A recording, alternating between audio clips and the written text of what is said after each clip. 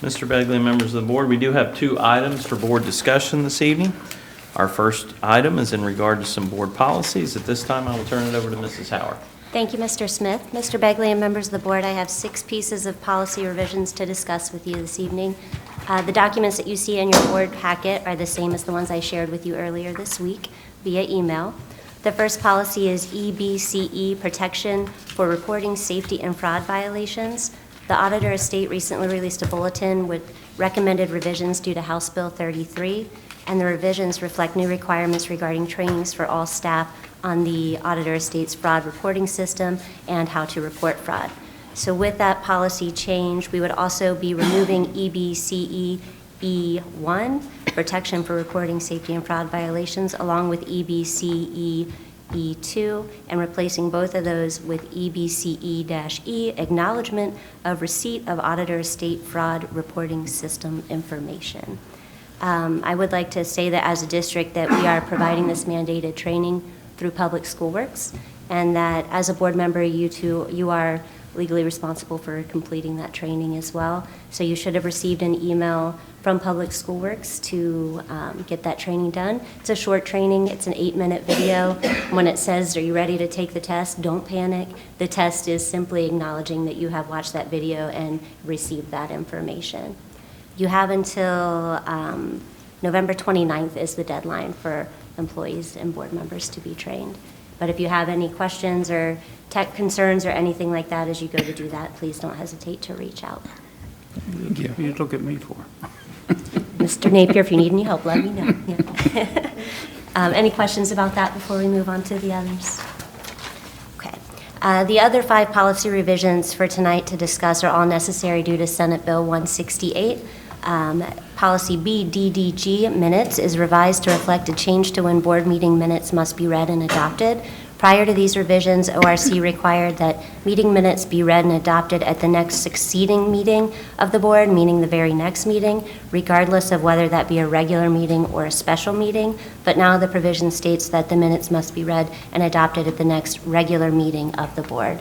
Not a change in process for us.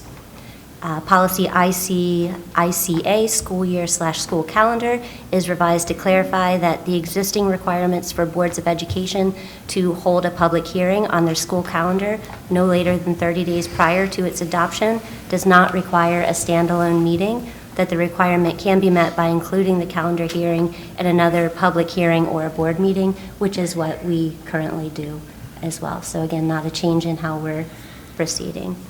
And then policy DJC, bidding requirements. Senate Bill 168 made changes to bidding thresholds.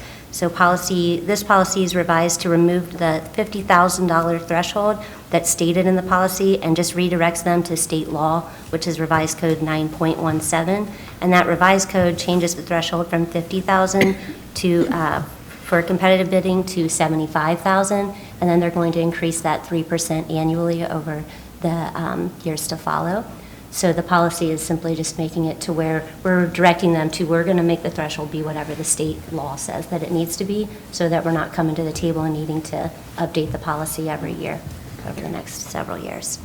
And then policy GCD, professional staff hiring. Senate Bill 168 modified existing law in regards to the rehire of retired employees, which leads to the revision of this policy.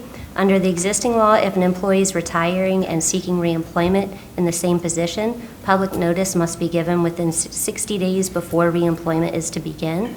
And Senate Bill 168 reduces the length of that from 60 days to 30 days if the board decides that it's due to an urgent need that we must fill that position more quickly.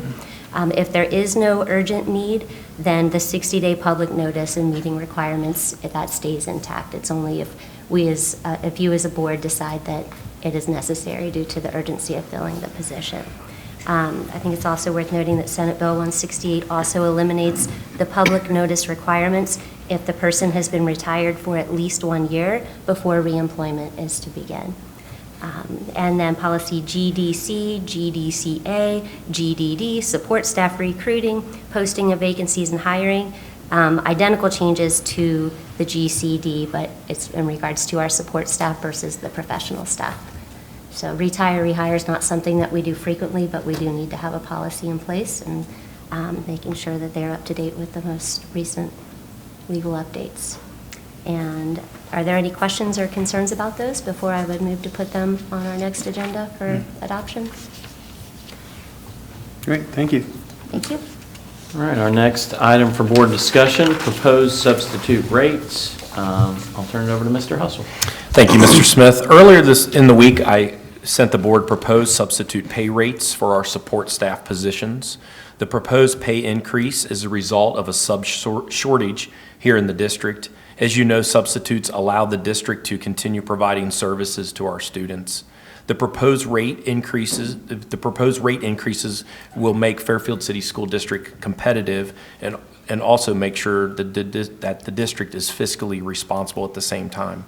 The proposed changes will bring our sub-pay rates to a competitive pay range. The proposed rates put us in the middle in comparison to all other Butler County schools. I'm happy to take any questions you may have on the proposed sub-rates before we put it on the next agenda.